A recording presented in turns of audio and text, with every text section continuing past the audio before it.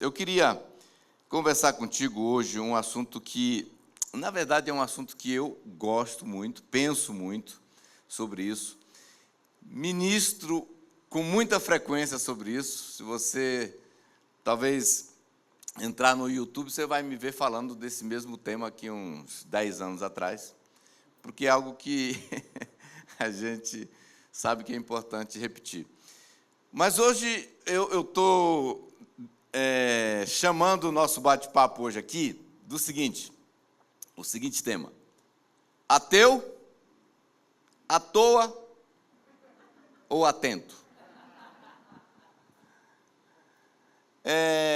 Eu sei que muitas pessoas, essa é uma pergunta que acompanha muitas pessoas, o que eu devo fazer com a minha vida? O que eu devo fazer com a vida? O que eu devo fazer na vida? O que eu devo fazer da vida? O que eu devo fazer em vida? Porque depois que a gente passa para outra, dizem que tem muita coisa para lá para fazer, mas depende para onde vai, né? Então, essas perguntas acompanham algumas pessoas, mas elas, na verdade, morrem muitas vezes, sem nunca receber a resposta, sem nunca entender a resposta, sem nunca experimentar a resposta. Então, o que eu queria compartilhar com você hoje é mais ou menos isso. Eu não sei você, mas eu já tenho falado isso aqui várias vezes, mas essa pandemia ela tem me feito pensar muito sobre a vida. Eu não sei você, mas eu acho que pelo fato que eu era amigo de muitos que foram. Ontem eu estava na cama pensando de pessoas preciosas, amigas, pastores, gente que a gente caminhou junto, Rio, minha irmã. Então, eu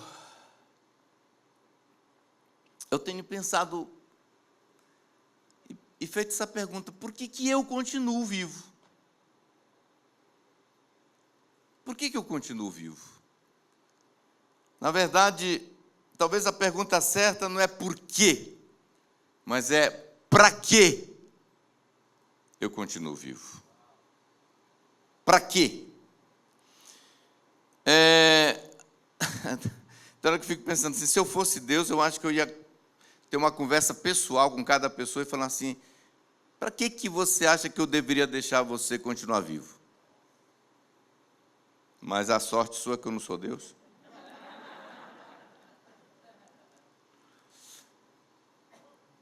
Eu lembro que, antes de eu converter, eu era cercado por evangélicos, né?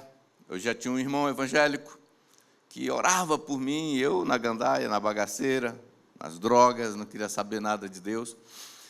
O pastor Timóteo, o irmão do Eibe, ficava toda hora me convidando para ir para a igreja, e eu, de vez em quando, recebia convite, folheto, enfim, investida dos evangélicos na minha vida. Por isso que eu acabei convertendo, né? Mas uma frase que eles falavam era mais ou menos assim. Eles sempre falavam para mim, eu ouvi essa frase várias vezes: Jesus te ama e tem um plano maravilhoso para a tua vida. Eu recebia muito folhetinho carimbado, com carimbo, naquela época era o nosso Instagram, né? Carimbava assim. E eles tinham sempre uma frase assim: Jesus te ama e tem um plano maravilhoso para a tua vida. Acontece que depois da minha decisão, que eu entreguei a minha vida para Jesus, eu realmente descobri que essa frase não é uma frase de crente para boi dormir. Que, na verdade, a Bíblia está cheia dessa revelação de que realmente Jesus me ama e tem um plano maravilhoso para a minha vida.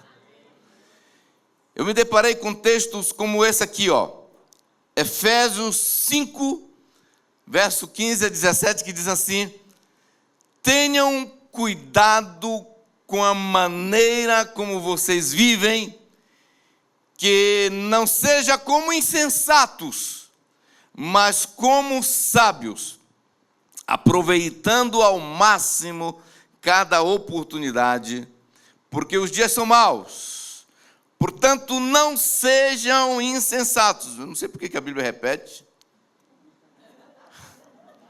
Mas procurem compreender qual é a vontade do Senhor.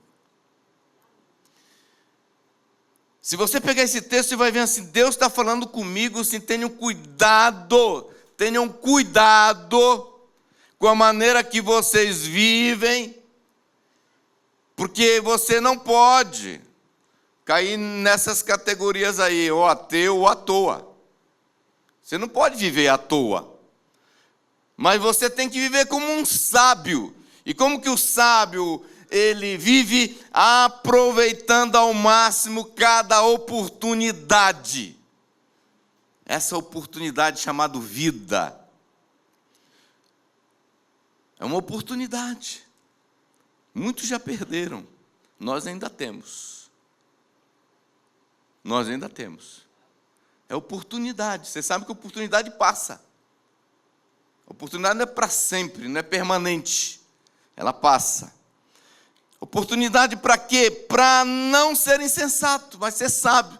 E procurar compreender. Lembra que é uma procura, uma busca para compreender, para entender qual é a vontade do Senhor. Porque a vontade do Senhor é boa, é perfeita e é agradável. E desde que eu compreendi isso, que eu me deparei com esses textos na Palavra de Deus, tem sido uma busca para mim. Já faz alguns anos que eu me converti, e desde então eu tenho esforçado para procurar compreender qual é essa vontade de Deus. Que plano é esse que eles falavam para mim antes de eu converter, que Jesus te ama e tem um plano maravilhoso para a sua vida. Então, eu me interesso por isso. Eu chamo esse plano de destino profético. Alguns chamam missão de vida, outros chamam o destino, seja lá o que for, né? Propósito divino, mas eu procuro separar muito tempo com Deus para entender. Cheguei ontem de um sítio, desde quinta-feira eu estava para lá, buscando, orando, procurando entender, Senhor, e o que é? Onde é? Eu quero saber o que Tu tens para mim. Eu não sei quanto tempo ainda falta até a linha de chegada, mas eu quero viver, quero consumir minha existência para a Tua glória. Agora, apesar de ser um assunto tão sério, tão bíblico, tão repetido na palavra de Deus, às vezes eu tenho a impressão que é um assunto pouco compreendido e às vezes pouco valorizado para alguns seguidores de Jesus. Por isso que eu senti do Espírito de repetir isso de novo. Eu sei que não é nada novo para você. Aliás, a Bíblia, cada pregação que você vai ouvir aqui nunca é novo, porque você já ouviu de alguém em algum lugar. Mas a Bíblia manda ler a Bíblia todo dia. Por quê? Porque a gente tem que ficar ouvindo a palavra de Deus sempre. E eu sempre falo, o que eu prego aqui, irmãos, não é meu. Eu aprendi com alguém, eu li em algum livro, eu ouvi de alguém, o Espírito Santo me ministrou, mas nada é meu.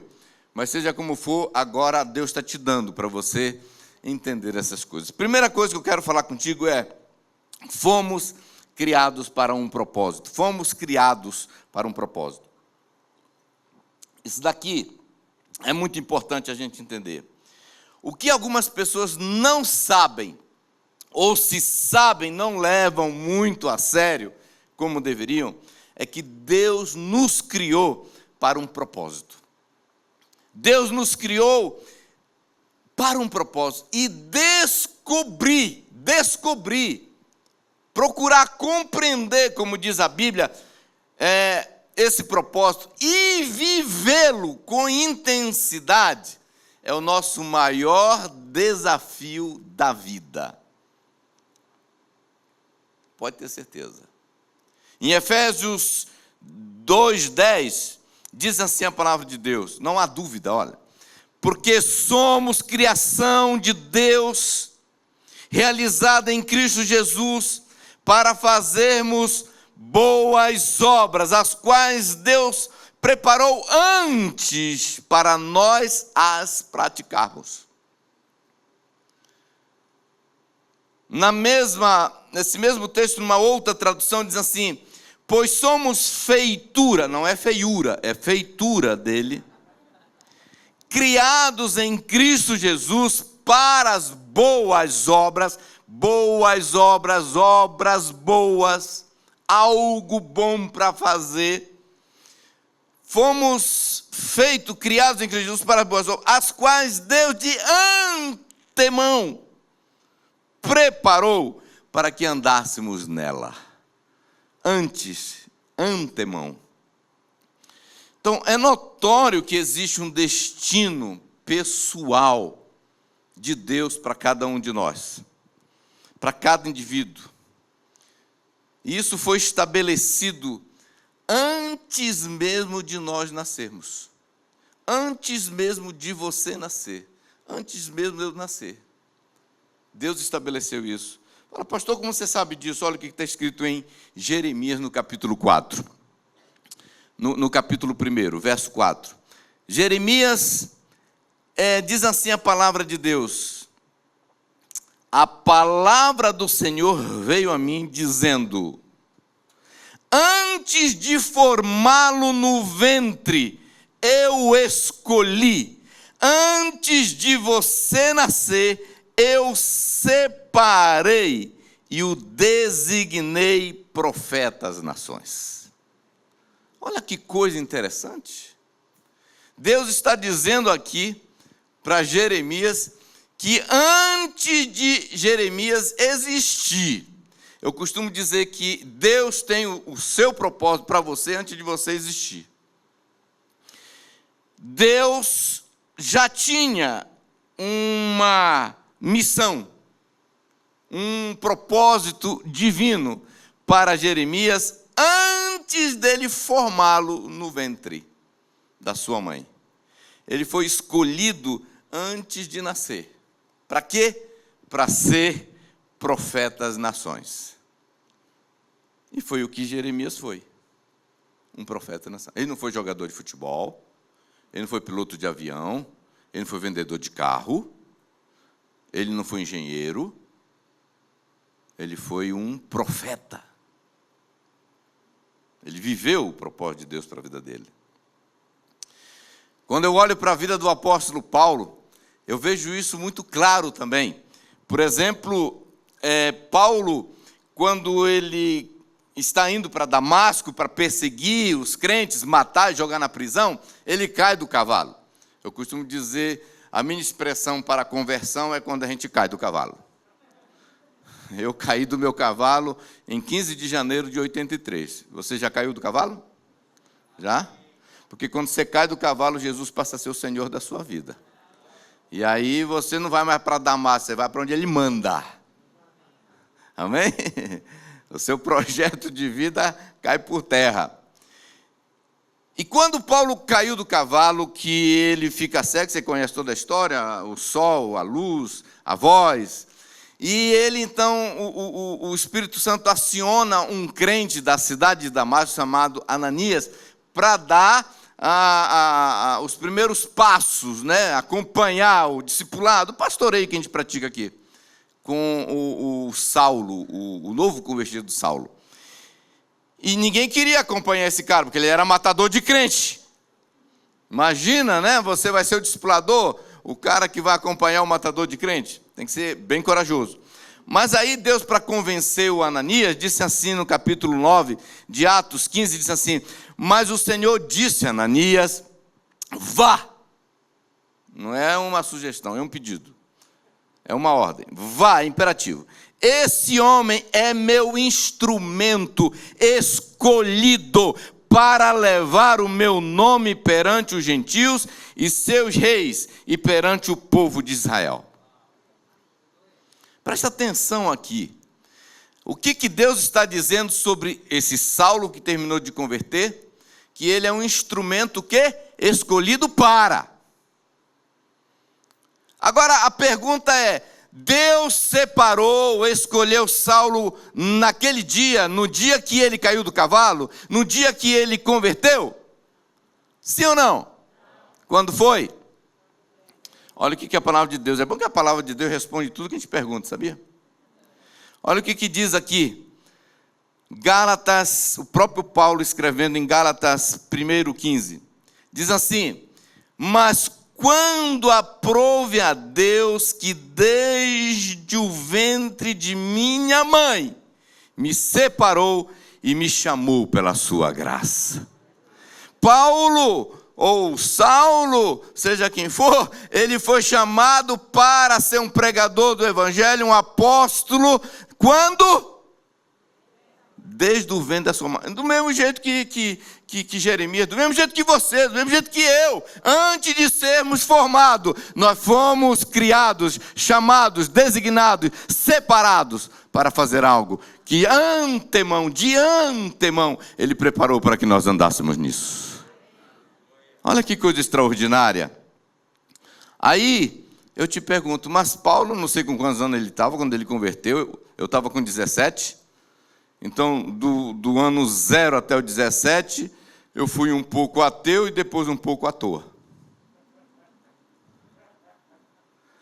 E o Paulo também. Ele viveu muitos anos da vida dele sendo ateu. Porque ele não cria em Jesus, ele perseguia Jesus, ele desprezava, e a coisa mais interessante é que ele achava que estava agradando a Deus. E aí o achismo é uma das coisas mais perigosas na nossa vida. E aí o que acontece? Ele viveu todo esse tempo como um à toa, jogando a sua vida fora até o dia que ele caiu do cavalo. Agora, mais tarde, olha o que ele fala, porque teve revelação desse chamado, desse propósito para a vida dele. Mais tarde, depois da sua conversão, ele entendeu o seu destino profético, ao ponto de declarar no mesmo livro de Atos, capítulo 20, verso 24, ele disse assim, Paulo: mas em nada tenho a minha vida por preciosa. Em nada eu tenho a minha vida por preciosa, contanto que cumpra com alegria a minha carreira e o ministério que recebi do Senhor Jesus para dar testemunho do evangelho da graça de Deus.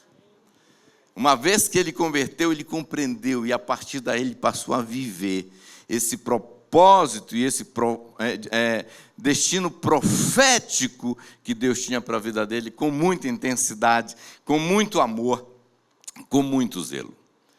Então, queridos, não esqueça de algo. Quando fomos criados para um propósito que Deus tinha em mente. Por que isso é mais importante? Porque eu costumo dizer o seguinte: o que mais me preocupa é a possibilidade de eu viver indiferente a esse chamado, a esse plano maravilhoso, a esse propósito que Deus tem para mim. Eu sei que eu posso estar enganado, eu acho que eu não estou, mas me parece que muita gente tem adotado, inclusive evangélicos, adotado a filosofia que o Roberto Carlos adotou. Vou vivendo por aí, por viver. Vai vivendo. Como folha seca, diz a Bíblia. É por isso que eu estou chamando ateu à toa. Ou atento.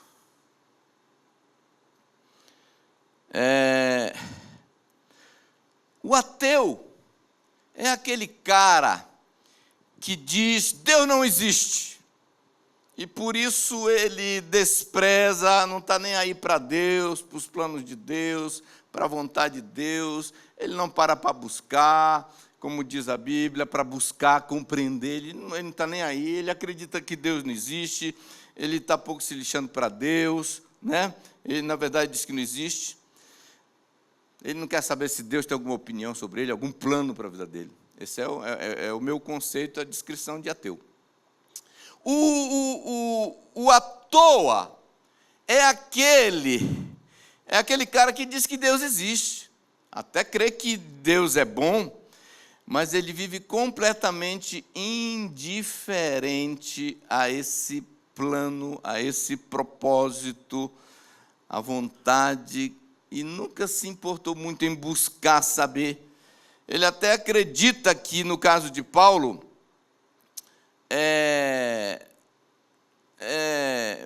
igual Paulo, ele acredita até que ele está fazendo a vontade de Deus, como Paulo achava que matar crente estava agradando a Deus.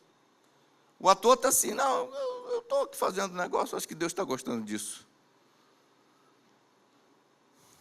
Agora, assim como o ator vive para cuidar dos seus próprios interesses.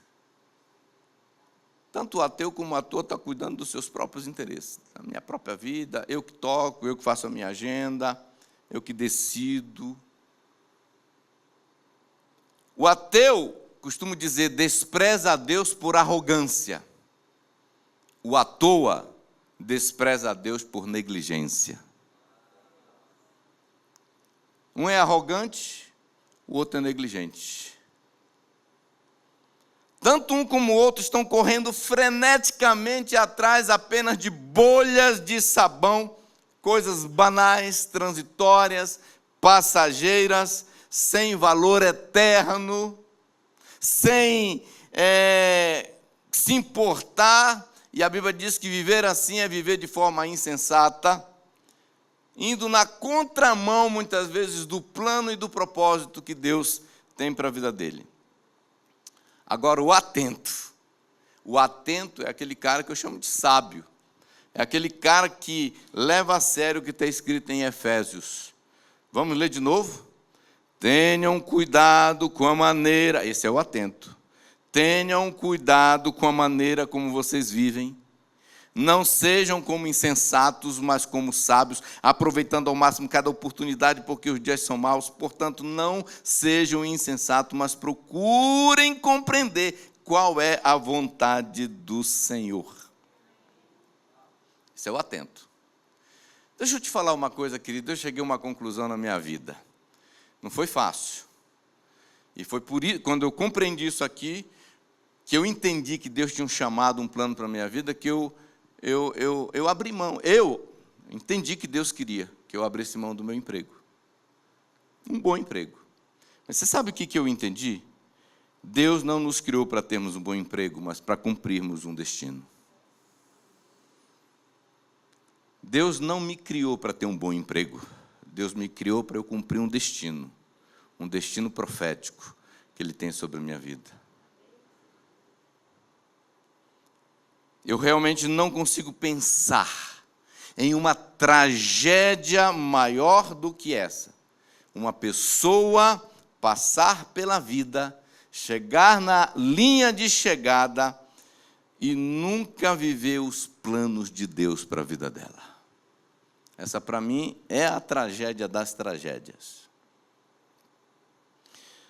Então, a segunda coisa que eu quero falar com você hoje é descobrir e viver nosso destino profético é de nossa inteira responsabilidade.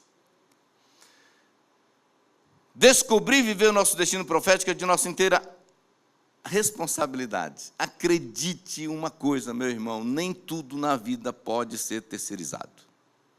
Hoje nós estamos vivendo a época da terceirização, né? Mas não dá para terceirizar a descoberta do plano que Deus tem para a sua vida. Não dá para dizer, mamãe, ora aí, mamãe, para saber o que Deus tem para mim. Discipulador, pastor, ora aí para mim. Minha esposa, ora aí. Não dá para terceirizar, não. Eu sei que muitas vezes nós temos a tendência para ser aquele crente 6 horas. Conhece o crente 6 horas? Ele chega e fala assim, 6 horas para mim aí, irmã? 6 horas? Esse é o crente 6 horas. Claro que nós podemos buscar ajuda, nós podemos buscar conselhos. A Bíblia diz que é sábio isso, ter um mentor. Mas você não pode terceirizar. No final das contas, somos nós que devemos ter essa responsabilidade de ouvir, de buscar, de entender, de procurar compreender o que Deus tem para nós.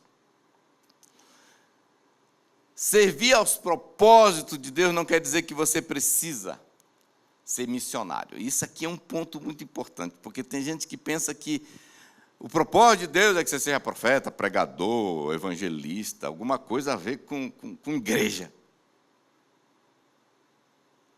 Não. Não é preciso. Será que Deus pode criar alguém para ele ser um piloto de avião? Sim. Um jogador de futebol? Sim. Um médico? Sim. Deus pode. Então, servir os propósitos de Deus não quer dizer que você precisa ser pastor, missionário, ser enviado para a África. Porque eu já vi gente falando assim, pastor, eu nunca procurei saber quais são os planos de Deus para mim, porque de repente ele me manda para uma tribo indígena. Aí fica feio. E ainda tem que me aculturar, viver peladão lá no meio deles. Aí que fica mais difícil. Deixa eu te dizer uma coisa. Viver seu destino profético significa realmente cumprir, realizar, viver aquilo que você foi criado para ser. Viver os planos de Deus, aquilo que, como diz a Bíblia, de antemão nós somos feitura dele para vivermos as boas obras, para praticarmos essas boas obras que ele de antemão já preparou. E nós viver os planos e os propósitos de Deus é fazer disso a sua principal missão de vida. É você fazer disso a sua atividade principal, a sua prioridade. Isso é muito importante. O que nós não podemos é tirar uma de Jonas. Sabe o que Jonas fez? O propósito de Deus para a vida dele era Nínive. Ele foi para Tarsis. É muito importante você entender isso. E a pergunta que eu tenho para te fazer hoje é: para onde você está indo? Para a sua Nínive ou você está indo para Tarsis? Você está indo para onde você deveria ir? Isso é muito importante. Eu vou te dar algumas dicas que eu chamo de pistas para você, porque eu sei que eu conheço pessoas já de 50, 60 anos que ainda estão tentando, meu Deus, eu fui criado para quê? Eu nasci para quê? Mas não sinta condenado, não. Dá para você ainda pegar a estrada para o seu propósito com a idade que você tem. Pelo menos aconteceu com Paulo. Pode acontecer comigo, acontecer com você também. Algumas pistas. Primeiro, seu chamado está relacionado com algo que vai honrar e glorificar a Deus. Isso é muito importante. Seu chamado está ligado diretamente com isso. Deus te criou, em suma, para a honra e para a glória do nome dEle. Então, viva para isso. O que você vai fazer, não importa o que você vai ser, não importa o que Deus designou, com certeza Ele priorizou isso. Olha o que diz em 1 Coríntios 10, 31. Assim, quer vocês comam, bebam ou façam qualquer outra coisa, façam tudo para a glória de Deus. Mas não vá levar ao pé da letra isso, porque uma vez tinha um cara no bar, assim, tomando. Ele usava esse texto como base. Beber, nesse caso aqui, é água, tá, irmãos? Vou até demonstrar o que é. Outra coisa. Então, o que o texto está dizendo? O que você vai fazer deve glorificar a Deus. Se você passasse suas ações por esse crivo da palavra de Deus, se você passasse sua existência por esse crivo da palavra de Deus, nós vamos evitar muita burrada. Antes de fazer esse exercício, vai glorificar e honrar a Deus? João 17,4, olha o que Jesus disse no final da sua vida: eu te glorifiquei na terra, completando a obra que me destes para fazer. O que Deus te chamou para fazer deve redundar no fritar dos ovos, glória para Deus, Honra para Deus. Isso é uma dica. Outra dica. Você foi criado para ser a solução de um problema e a resposta de uma situação. Quando fomos criados, nós recebemos dons e talentos específicos com um propósito de trazer solução para um específico problema. Você existe para ser solução de um problema. Eu sempre falo o seguinte: você já carrega os dons necessários para cumprir seu destino profético. Você já carrega. Isso é uma grande pista. Isso é uma grande pista. Então preste atenção naquilo que você sabe fazer, naquilo que você gosta de fazer e naquilo que as pessoas falam que você faz bem e que gostam quando você está fazendo. Outra coisa, sua vida foi planejada para ajudar pessoas. Porque o que Deus importa que está aqui nesse planeta é com gente, né? Você existe para ser uma bênção para pessoas. Foi isso que Deus disse para Abraão: em ti serão benditas todas as vacas. Não. Em ti serão benditas todas as famílias da terra. O seu propósito profético tem a ver com vidas, com pessoas, com gente. Amém, queridos? Porque é isso que Jesus vem buscar para levar para a eternidade. Seu propósito de vida tem a ver com pessoa. Pode ser com uma, pode ser que Deus te criou para você investir numa vida, em 10 ou em uma nação. Eu costumo dizer que Moisés foi criado e designado para a nação de Israel, mas Arão para Moisés. Entendeu? Outra coisa, seja qual for o seu destino profético, ele está ligado com a edificação do reino de Deus. E é isso que traz glória para Deus. O reino de Deus precisa de você. E então, não decepcione.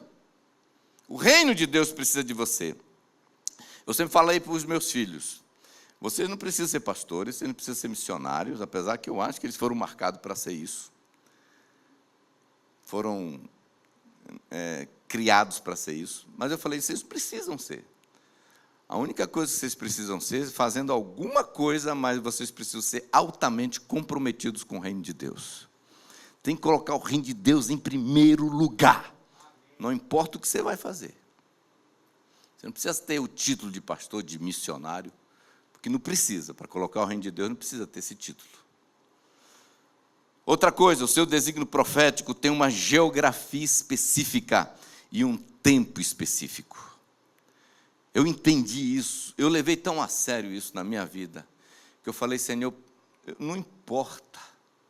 A gente sempre brinca, né, quando você está num lugar, numa cidade maravilhosa, falando: Senhor, por que você não me chama para cá? Eu morei na terra do Arão, aí, na cidade dele, por uns meses lá com a minha família, e eu ficava pensando: por que o Senhor não me chamou para trabalhar aqui? Quando eu morei nos Estados Unidos, eu fiquei mais fã dos meus líderes, porque eles deixaram aquela terra para vir para o Brasil, não só para o Brasil, para Santarém. Santarém é a minha cidade natal, maravilhosa, eu amo. Eu posso falar mal dela, vocês não. Mas em Santarém tem mais buraco do que rua. Pega aquela rua ali. Qual rua? Estou brincando, estou exagerando. Mas deixa eu dizer uma coisa. Eu só fiquei mais fã, porque deixar aquilo lá. Por que eu estou falando isso? Porque às vezes a gente escolhe o lugar a partir do quão ele é maravilhoso. E não a partir daquilo que Deus quer. Deixa eu te falar uma coisa para você. Eu já falei para Deus: eu moro em qualquer lugar mesmo, se isso faz parte do plano, do projeto de Deus para a minha vida. Quando o pastor me disse: nós vamos para São Paulo, aí eu olhei para minha esposa, ela: ai, não, São Paulo não. Ela estava pronta para ir para a África. Ela disse: eu vou para a África, mas para São Paulo. Por quê? Nós conhecíamos a São Paulo do Datena. Põe na tela aí, põe na tela, mais um.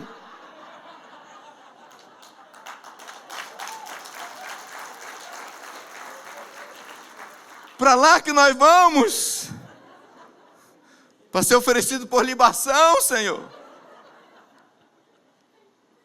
Para ser assaltado todo dia. E o nosso carro? De bubuia na água, assim. Flutuando. É para lá, nós vamos. O seu desígnio profético tem uma geografia. Eu decidi, eu não vou ficar um dia mais aqui, se Deus me quer ali. E eu estou decidido nisso, eu sou raçudo nisso.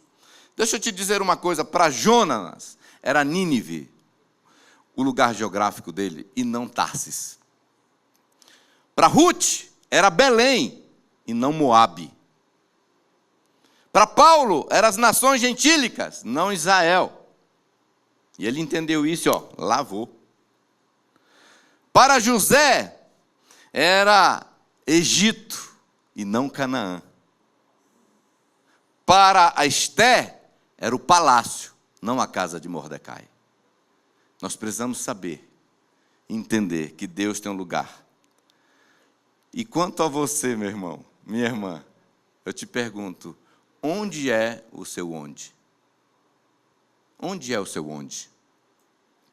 Você já pensou nisso? Para conhecer o propósito, é preciso conhecer o Deus que estabeleceu o propósito. Essa aqui é outra dica, outra pista. Para você conhecer o propósito, você precisa conhecer o Deus que estabeleceu e criou o propósito. Para conhecer o seu destino profético, você precisa primeiro entender que você não pode priorizar isso. Porque tem gente que busca a Deus só para saber qual é o seu chamado, qual é o plano. Não, busque a Deus por Deus. Busque a Deus porque você quer ser amigo dele. Mas saiba que, na medida que você tem revelação de Deus, você vai ter revelação do seu destino profético. À medida que você conhece a Deus, você vai conhecer o seu destino profético. A revelação do seu destino profético é proporcional à medida que você tem da revelação do próprio Deus. A revelação do seu destino profético é proporcional à revelação que você tem de Deus. Isso é um fato. Deus se revelou, eu gosto de pensar nisso. Moisés está andando lá, ele está pastoreando. Fugiu, foi embora, saiu do Egito, está pastoreando. E de repente ele vê um fenômeno, uma sarça pegando fogo. E ele viu aquilo é muito comum, se você pesquisar, você vai ver que essa plantinha pega fogo por causa da temperatura Só que ela pega fogo e apaga. Essa não apagava, essa não queimava, essa não chegava ao fim. Até que Moisés se vira para ver. Eu costumo dizer, quando você se vira para Deus, quando você se vira, Deus se revela para você. E quando Deus se revela para você, Ele revela o teu chamado.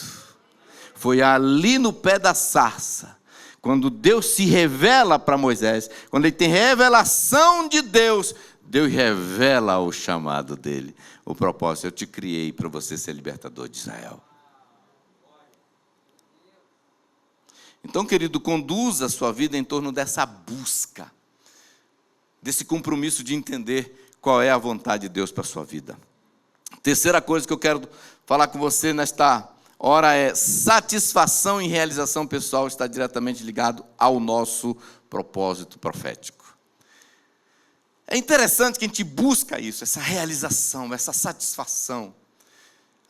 É como se fosse a nossa linha de chegada, a gente quer isso. Todo mundo quer ser feliz, todo mundo quer ter uma vida maravilhosa. Mas de vez em quando eu ouço pessoas falando assim, que elas não estão realizadas no que elas estão fazendo. Apesar delas pôr a energia, a força, o tempo nisso. Escuta o que eu vou te dizer agora. Não espere ser feliz na vida até que você encontre e viva seu destino profético. Não espere ser feliz na vida até que você encontre e viva o seu destino profético. Deus atrelou a sua realização, a minha realização pessoal, na nossa missão de vida. Fora dela, a gente vai ser um à toa. O tempo todo, rodando o deserto. Se Deus te chamou para Canaã, então põe para lá o seu destino. Eu cheguei à conclusão de que a nossa realização pessoal nunca será possível fora desse chamado. E o mais interessante é que as pessoas estão se matando, correndo atrás dessa realização e deixando para trás o seu destino profético. Olha a enganação do maligno. Deixa eu te dizer uma coisa, não viver os propósitos de Deus resulta numa vida de insatisfação. Seu sucesso e a sua felicidade pessoal dependem de você estar ajustado, alinhado com aquilo que você nasceu para ser e para fazer. Você pode ter certeza disso. Então é muito comum a gente encontrar pessoas que demonstram uma enorme satisfação com a vida e uma notória falta de realização pessoal, e a gente fica pensando, poxa, o cara já tem Jesus, tem uma esposa maravilhosa, tem uma família maravilhosa, o que está faltando? Essa é a resposta. Muitas vezes ela está indo para Tarsis, e quando o caminho de Tarsis é tribulação, é onda, tempestade, é crise, é a baleia.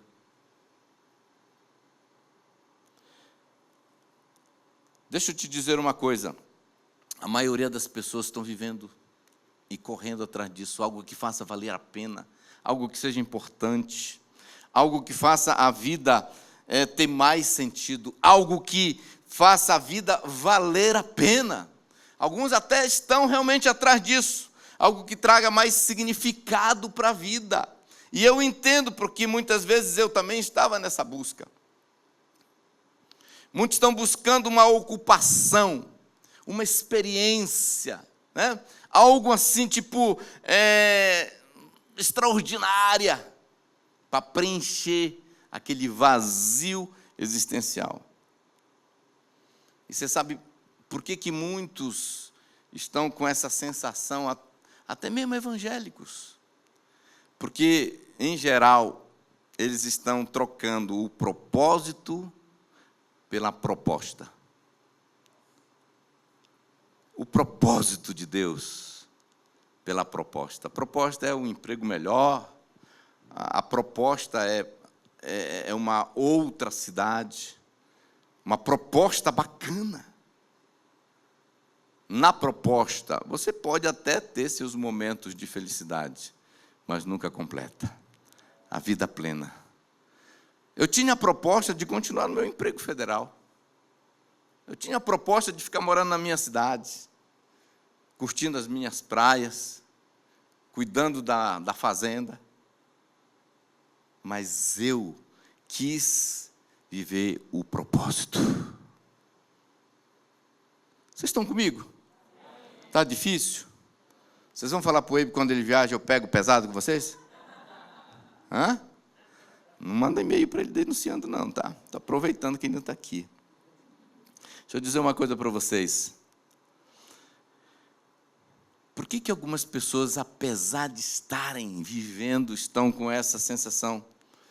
Apesar de eles estarem comprando carros bonitos, morando em lugares maravilhosos, fazendo as viagens que eles gostam, se divertindo, postando seus stories no Instagram, apesar de eles estarem se casando com pessoas bonitas e maravilhosas, apesar de eles estarem fazendo vários cursos e recebendo diplomas aí, apesar de eles estarem fazendo filhos e estarem vivendo uma vida, parece que todo mundo queria, comprando as joias e as roupas desejadas e desejáveis, eles ainda estão com aquela pergunta no seu interior: será que a vida é só isso? Será que a vida é só isso? E a resposta é com certeza não. O que muitos não sabem é que a realização pessoal é resultado de ter um encontro com o seu destino profético e vivê-lo intensamente.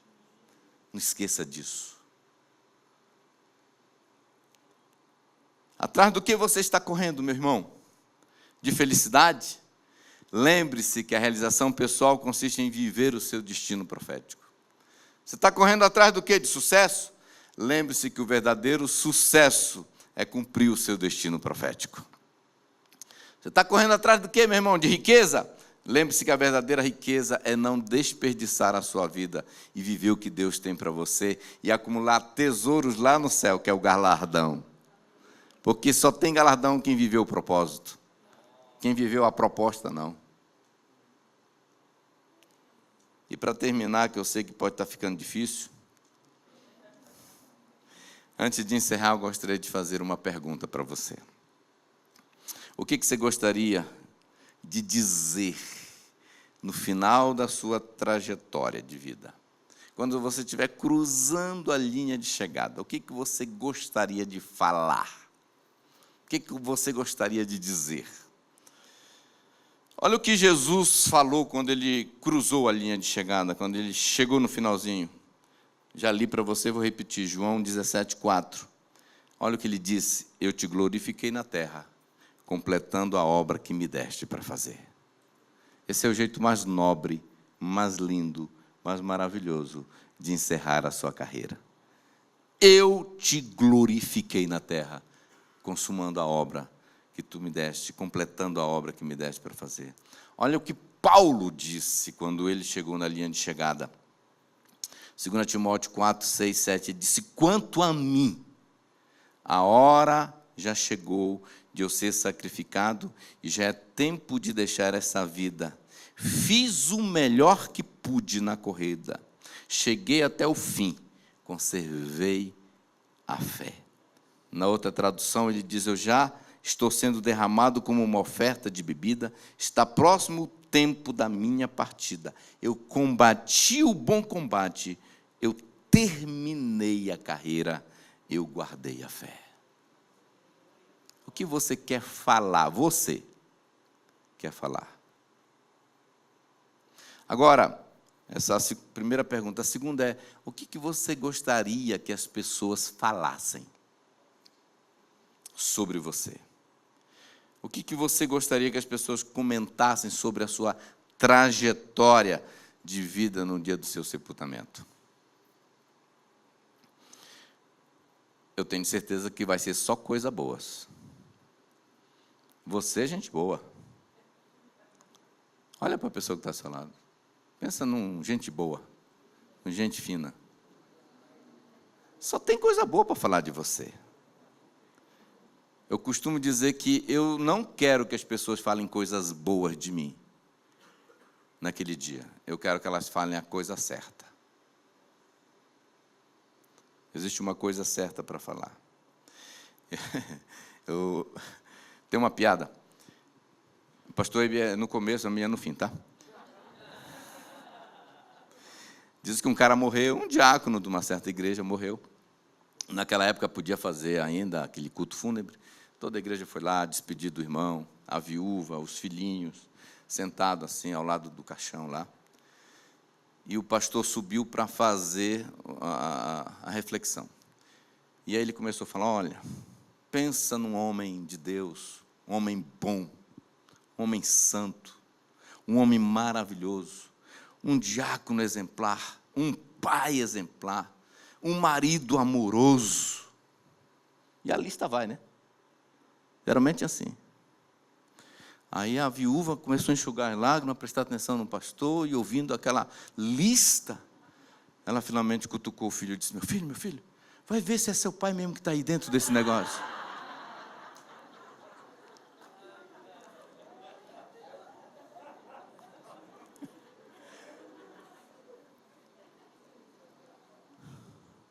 O que Deus comentaria no último dia?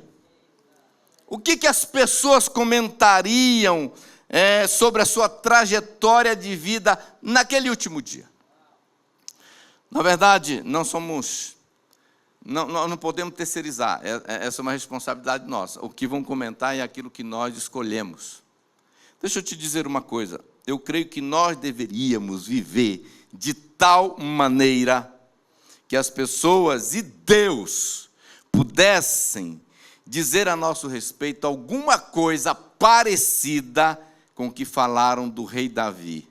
Eu gosto dessa frase. Eu já até adotei ela. Eu quero viver de tal forma que seja possível as pessoas falarem isso aqui, ó. Atos 13:36. Tendo, pois, Davi servido ao propósito de Deus em sua geração, adormeceu e foi sepultado com seus antepassados. Olha que coisa linda.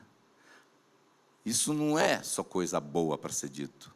Isso aqui é a coisa certa para ser dito. E eu vim aqui te dizer algo. Eu comecei essa reflexão perguntando o que fazer com a vida, o que fazer da vida, o que fazer na vida, o que fazer em vida. Eu vim aqui para te dizer que se você está vivo, a sua missão não está completa. Existe uma chance ainda de você retomar. Falar a partir de hoje. Acho que ateu você não é, mas eu não vou mais ser à toa. Eu vou precisar ser atento e buscar o que Deus tem para mim, ser sábio. E a partir de hoje eu vou orar com intensidade, vou buscar Deus. Sabe, queridos, eu cheguei à conclusão que cumprir nossa missão de vida é a parte essencial da vida. Cumprir nossa missão de vida é a parte essencial da vida. E só queria fazer um apelo para você, no nome de Jesus. Não troque a sua vida por coisas temporárias. Ela é preciosa e ela é uma oportunidade.